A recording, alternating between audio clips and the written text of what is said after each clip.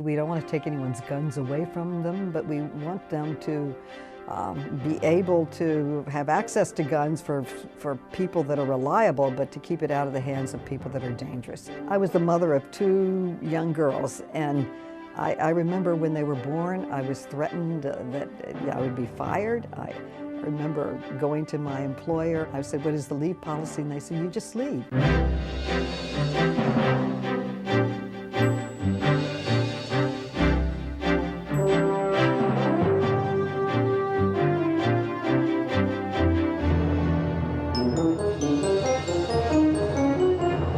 Hello, I'm Carrie Stein, sitting in for Bonnier Bay. Welcome to the Contrary.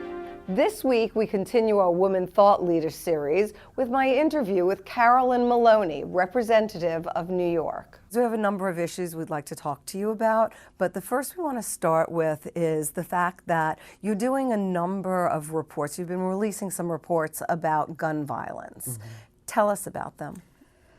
Well, that is a priority of the Democratic caucus. We are advocating for gun safety. We don't want to take anyone's guns away from them, but we want them to be able to have access to guns for people that are reliable, but to keep it out of the hands of people that are dangerous. And what is so shocking is that we stand alone in the world in the amount of gun violence. And we also are the country that has the most guns. So I can say to you that if guns made us safer, we would be the safest country on earth, but we are by far the most dangerous in terms of gun violence. If you look at the graphs, you'll see the United States way out here with the amount of gun violence, and then Canada, you're 40 times more likely to die of a gun in America than in Canada and England. There wasn't one gun death in Japan last year. And areas like Syria, where you have a lot of wars going on, we even have more gun violence than they do in terms of the number of people that die. And the number of people that die from suicide is also astounding. So we've been looking at the correlation between access to guns and gun safety. And in areas where you have more access to guns and lax laws, there are more deaths. There's a total correlation.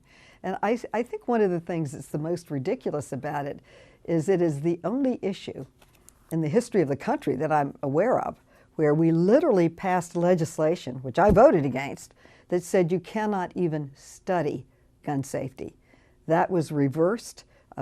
Senator Markey and I for years had bills in to reverse that language and to fund it. It has been reversed, and we have passed a bill of $50 million through the House to fund gun violence and gun safety.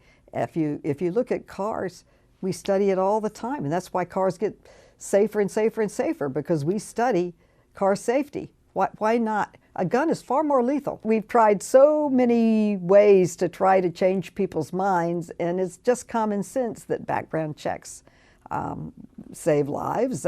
It's just something like a trigger safety, or locking up your guns, or the safe guns that only respond to the owner's hand. Just those measures would save lives, but we stand alone in these lax laws. If you looked at, it was New Zealand, where they had a massive slaughter of people, 59 people killed. Within 2 weeks, the parliament came together. They passed a series of gun safety laws. England had done that, Australia, the European Union. Why not America? We're trying, though. Yes, you are trying. You're coming out with different reports. One was about the economic cost of gun violence. And what is the economic cost of gun violence, and why do you think that would be be something you could use to sway public opinion and sway, I guess, opinion in Congress, because public opinion is for more gun safety? Well, that's true.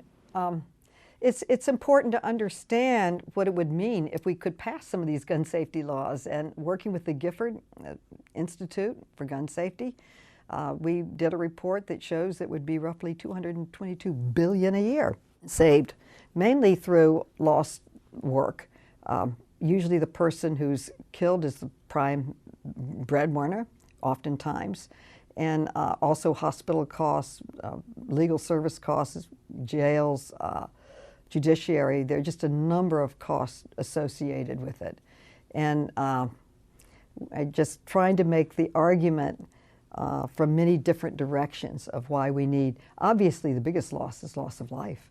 That should be loss number one, and that alone merits passage of gun safety laws. The report's classification of gun violence wasn't just restricted to mass shootings, and every time we have a mass shooting, there seems to be a little bit of movement. But you looked at a number of other factors like suicides, and why is that important to this study and to your goal of gun safety? There's such a large percentage of deaths by suicide, and they are roughly 129 people a day. I would think a year would be more appropriate, but 129 die a day due to suicides, primarily with guns. Over 47,000 a year. And there are certain risk factors that we saw come out. Being a white male, an older white male, living in a rural country like Montana or Colorado, where there's there's lax gun laws, there's more deaths by guns. What's the response that you've had to the reports? Well, we did it in collaboration with Brady and with Giffords, my former colleague, and it's just raising awareness, just another way to talk about a very serious problem, and that the need to get Mitch McConnell to move some of these bills that we're sending over to him that are on his desk, like background checks. What are the bills? What bills are over there that have to do with gun safety? Well, I'd say the $50 million appropriation to study gun safety. I'd say the background checks is there. Also, the so-called gun show loophole that does away with the waiting period, the Charleston loophole that allows a quickened way to get a gun, to buy a gun. Those are three that are there. But back in 1994, President Clinton signed into law a ban on assault weapons, a ban on the massacre magazines, and background checks. Background checks never passed, but the ban on assault weapons, and we saw gun violence fall because of these bans. Now, it's really, to me, these assault weapons, these are weapons of war. They're just used to kill people the people as quickly as possible. So why are you selling these to youngsters that have gone into Walmart and places of assembly and into schools? It's just tragic. And as a former school teacher and as a former student, we used to be afraid because the nuclear bomb might come or whatever. These kids, they are terrified because they're having these, they're going through these practices for when the gunman comes. And one child said, I talked to him one time, they said, how was your day? My day was really bad, you know. Why? Because I had to sit near the door where the gunman might come in. So they're being raised in these areas with this total fear of their environment. But it's a well-founded fear. We have so many mass shootings, more than any other country. We stand alone in the number of mass shootings. And what sort of really frustrates me is that we have so many issues that we don't have an answer to, such as a cure to cancer. We know what to do. We know steps that you can take to make the environment safer. One bullet or one idea doesn't solve everything, but you could add liability insurance to guns so that you'd be studying ways to make them safer, as we do with cars. I mean, a gun is far more deadly than a car, yet we have liability insurance for cars but not for guns. There's such a pushback from the NRA on any effort to move forward with steps for gun safety. Do you have any support from your Republican colleagues? We have some support for background checks. The one bill that had some 2 or 3 Republicans on it, was a bill that was such common sense that even the NRA has not come out against it. And that was making the selling of guns, illegal guns, a felony. It's not even a felony now. We were having a hearing in the Committee on Reform about violence at the border, and the law enforcement people testified that they don't even bother to arrest gun dealers because the laws are so lax. It's like a slap on the hand. But I would think selling illegal guns and trading in them, it should be a felony. It's just common sense. And we had a incident in New York right after the massacre of the children in Connecticut. And after each one of these huge mass incidents, you know that government's going to act. I just know that it's so outrageous, so wrong, and so cruel, we're going to act. And yet we just can't pass these laws. The Democrats have passed 3 laws. They're sitting on Mitch McConnell's desk. I hope that he will act on them. Well, maybe he'll hear you on that one and take some action. You're a major women's advocate. You always have been through your history. I'd like to actually change the subject for a moment and talk about the Federal Employee Paid Leave Act. I think that most people do not realize that federal employees do not get paid leave. Can you talk to that a little bit? This is so interesting. There are only 2 countries in the world that do not give paid leave for the birth of a child. Papua New Guinea, and guess what the other one is? Swaziland. The great United States of America. I thought it used to be It's Swaziland. Well, they at one point didn't, but then now they've passed paid leave. So the bill that I passed, when I first came here, I was the mother of 2 young girls, and I remember when they were born, I was threatened that I would be fired. I remember going to my employer, and they were saying, I said, what is the leave policy? And they said, you just leave. I said, I don't want to leave. They said, well, this would be the first time. You can have disability. Well, I don't consider the birth of a child a disability, so that on a principle, I didn't want to apply for that. But there was no support. And for a country that talks about family values all the time, if you look at what's really there to support families like flex time or affordable and available daycare, it's just not there. And when I first came to Congress, one of the first bills that we voted on, the first bill, was the Family and Medical Leave Act, so that you would not be fired for having a child. And I remember being so happy that this law had passed. And I remember President Clinton told me that he got more compliments on that law than any other one. But most countries now provide paid leave. And in fact, the private sector is ahead of the public sector. The largest employer in America is the federal government. It's 2 million employees. They don't have it. This shows how much it's needed. I have federal employees call me and want to know the timing of my bill so that they can plan their families around it, so that they can have paid leave, because they need the money to cover them while they're out. And so it's an important bill. I passed it twice, but it never got through the Senate. But this time I attached it to a must-pass bill, and that's the Defense Authorization bill. It's now in conference, and I hope that the Senate will side with the House and keep it in. It's long past due.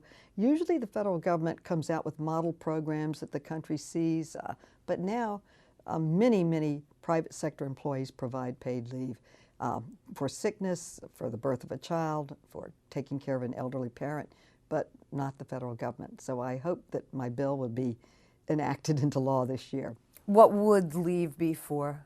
6 weeks, paid leave. 6 weeks. Mm-hmm. Okay. And how 12 weeks, we doubled it. You doubled it. And how would something like that get paid for? That's always the question. How are you going to pay for something like that? That could be a lot of people. Well, we had one for the birth of a child, the GAO and budget came back that there was no cost, because in the federal government, your other employees would cover it. But there would be a cost, and they paid for it by cutting other programs and paying for it. Cutting like programs like? Every program's important. Every program's important, and it's hard. It's a hard balancing act. Have you gotten bipartisan support on this? Yes, we have. Mm-hmm.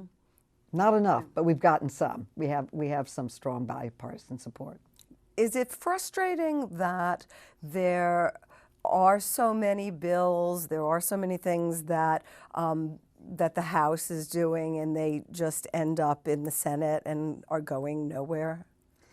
It's true. We passed roughly 230 bills that are just sitting in the Senate, and I have a lot of respect for anything that can get that fragile flower of consensus and pass the House of Representatives. But it's very frustrating, particularly when it's so important to get it through, and it's life-changing and life-saving. One bill that I passed this year in the House is the Victims' Compensation Fund for the 9/11 responders. They were told it was safe to work there. It was not. There are many sick and dying. We will soon have more people die because of their exposure to deadly toxins than died on 9/11. And many of them are first responders that worked on the pile and were told that it was safe when it was not. And a grateful nation for someone who's risked their lives to save you and save our people. Should have their backs too. And we finally passed that bill. There's another bill. We have over 295 co-sponsors for a women's museum on the Mall. Again, I've worked on this for many, many years, and having a Democratic House, it looks like it's going to be going to the floor for passage. We have strong support in the Senate with Senators Feinstein and Collins.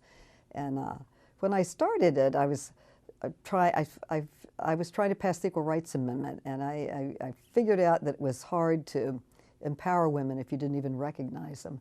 And there's no museum in the whole country that recognizes the contributions of women. I think it's very, very important and long past due. We opened up last year the African American Museum, again long past due, but it's a great museum, and it's a museum that goes around the country with exhibits, which I hope the Women's Museum would, and is a place where you can study and see the women scientists and the contributions that they have made.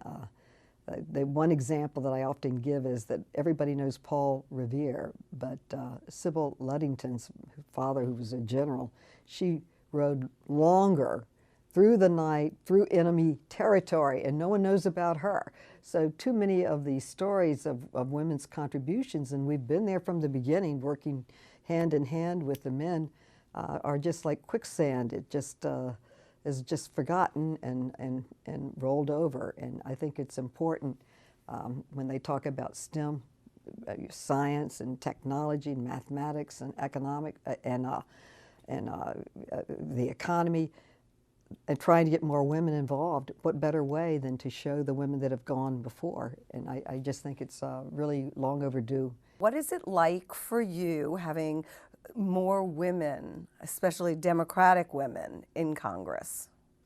It's absolutely amazing. We have over 100. I came the year of the woman, and we were 48. And when I came, there were so few women in Congress that I decided that I was going to represent my district, New York City and New York State, and women, because there weren't enough women, and too often you would have to fight just to get women on panels on women's health care. I remember really creating a stir when they were having a hearing on contraception and women's access to abortion and health services and reproductive planning. They didn't have one woman on the panel. I said, where are the women? And they said that no woman was qualified. And I said, you've got to be kidding. Any woman would be better qualified than a man, or the witness that we had selected as a Democrats, which is our right to select our witness. So it's been an incredibly hard fight for women, but now we have so many women here, and we have the first female speaker in history, and she's doing an incredible job. It's just a changed atmosphere. I went to see a play that just came out on Bella Abzug, and she was a mentor to me. And many of the words that they spoke were words that I heard come from her. But when she spoke them, it was like revolutionary to me. And now it's been accomplished. I remember when Bella told me one day, she says, we're going to have a woman president. I can see her. She's going to be dressed all in purple. She goes into this big description. And I never thought it would ever happen coming from where I came, being usually the only woman in the room.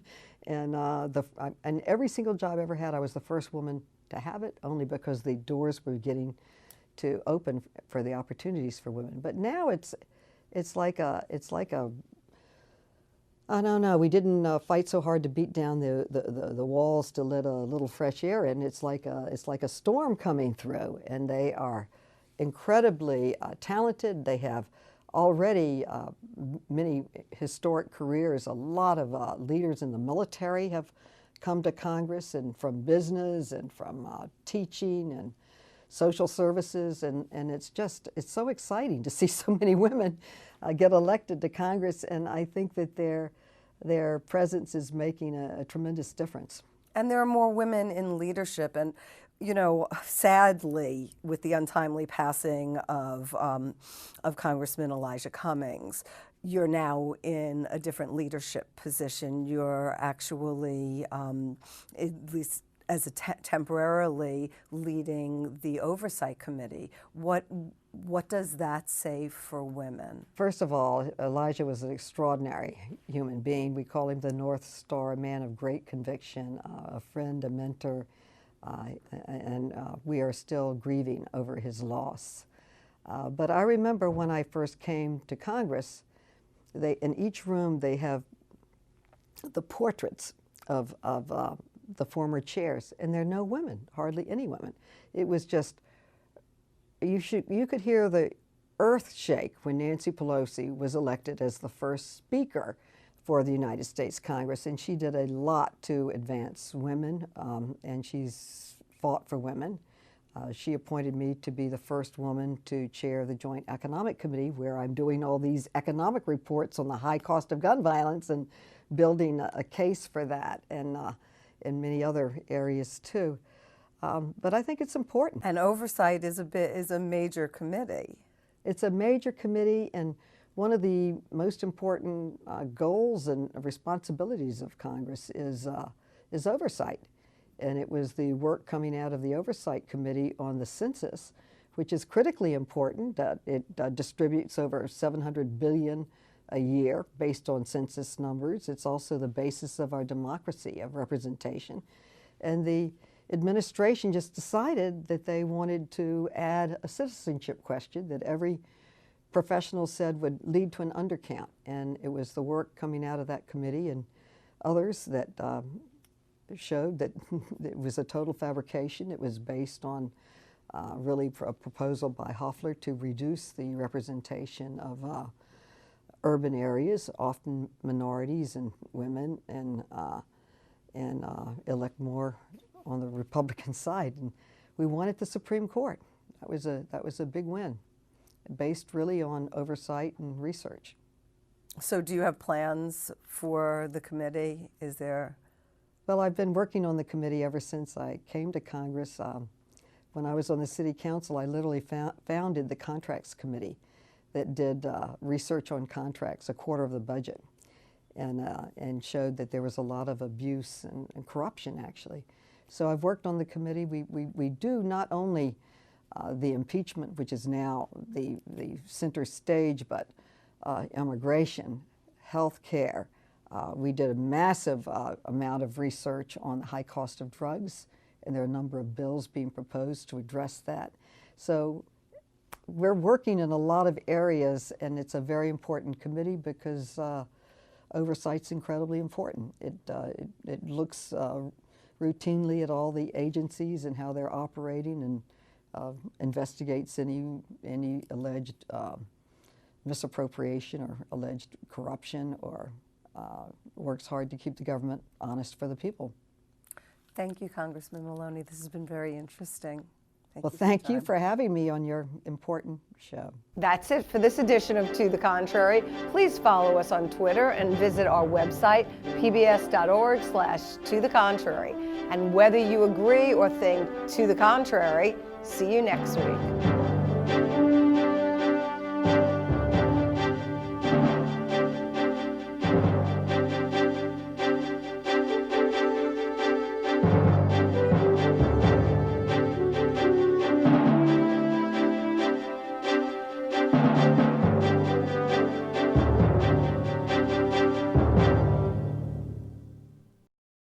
Funding for To the Contrary provided by the Cornell Douglas Foundation, committed to encouraging stewardship of the environment, land conservation, watershed protection, and eliminating harmful chemicals. Additional funding provided by the Wallace Genetic Foundation, the Colcom Foundation, and the Charles A. Freoff Foundation. For a transcript or to see an online version of this episode of To the Contrary, please visit our PBS website at pbs.org/To the Contrary.